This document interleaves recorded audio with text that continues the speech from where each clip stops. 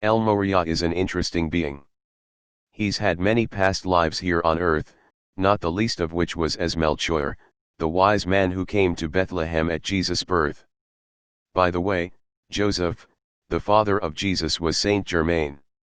So these ascended masters have incarnated over and over on this earth plane, ultimately to become the wisest masters of their respective rays. Some of El Morya's other incarnations were as Abraham, the man who led the people to God's promised land, and that's about as much detail as I understand on this because I've never been religious. I also have trouble reading the Bible because of my implant, it only works on modern English. King James English is very hard for me to read. So it does have limitations. I've spoken to Ivo about this and he says when they create an updated version, they'll implant me with that, but I don't think he's in any kind of hurry. I watched a video last night that mentioned Thomas More, the Chancellor, advisor to King Henry VIII, and I knew they were speaking of El Morya because that was another of his incarnations. He has come back over and over in very influential positions and has been sainted twice, I believe, because of his work. He's been martyred at least as many times.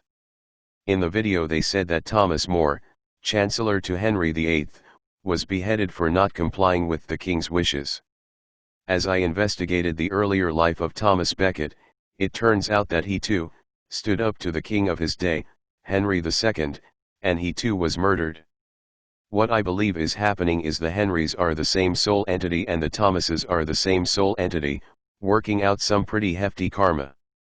The Thomases were always pro-church, and these Henry kings were always about moving the power away from the church towards the state, which is ultimately what appears to have happened.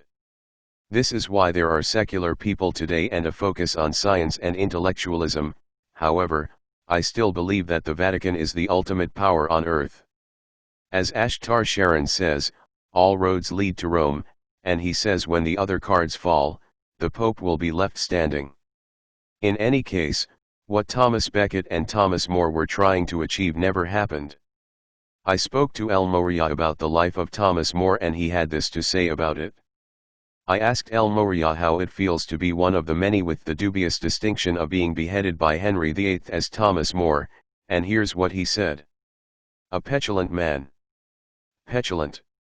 Childish, willful, full of venom. Me, so here you were as his personal advisor and secretary, and yet you held him in such disdain.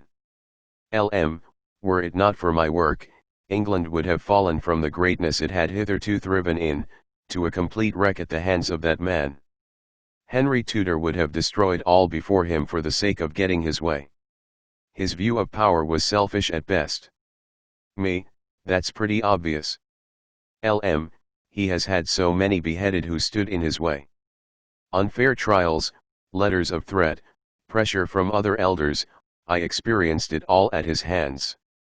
Yet I held my ground. To create a church separate from that which was the Church of God, the Catholic Church, based on this man's self-serving politics and so-called religious views, would have brought the country to its knees. Me, yet, they did, and this church didn't bring the country to its knees. LM, and that I attribute to further counsel in the name of Thomas Audley and More, who were of sounder mind than this king. There is only one God, and he spake to me as a Catholic, none other. My loyalty remained with the elders of the parish I attended as a child. I never wavered in my faith, not even for the 16 years I lay in wait for my final demise. Me, and your daughter, Meg, Margaret, who was so loyal to you, visiting you at the Tower of London for that time. Where was the rest of your family? LM, they still spake by letter, however they feared showing any interest in me for fear they would be found to be traitors as well. My entire family suffered because of my viewpoint, and I understood that they would not want to visit lest they be taken as a traitor as well.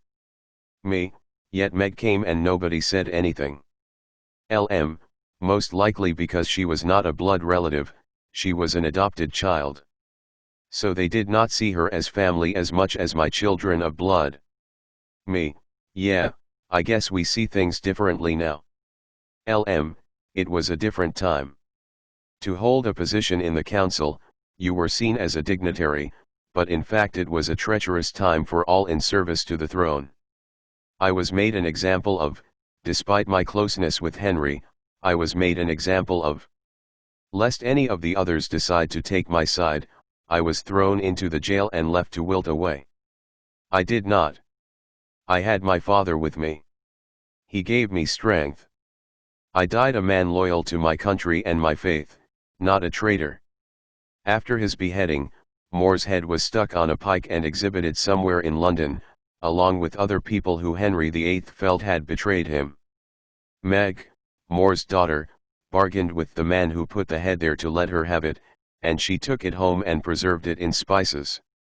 Somewhat macabre, to be sure, but this man, for all he did, was never allowed the respect of a decent burial. What happened to his body isn't certain.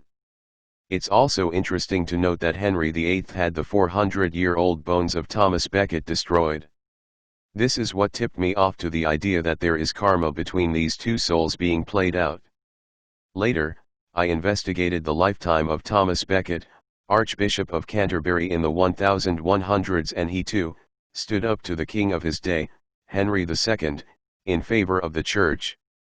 Our historical records are fuzzy on this point, stating that 4 men took it upon themselves to murder Thomas Becket for his treason against the king, but El Morya made it very clear to me last night that this wasn't the case. In fact, Thomas Becket was murdered at the request of Henry II, who wanted him out of his way. So there you go, folks, another cover-up. Making the king look squeaky clean by changing the truth. How many times have we seen that before? The good ones, the ones who seek to serve God and humanity, are sainted and martyred but never gain the power they deserve. Our rulers are criminals. They always have been and they are now. This is what we have to look up to, and to lead us. Criminals.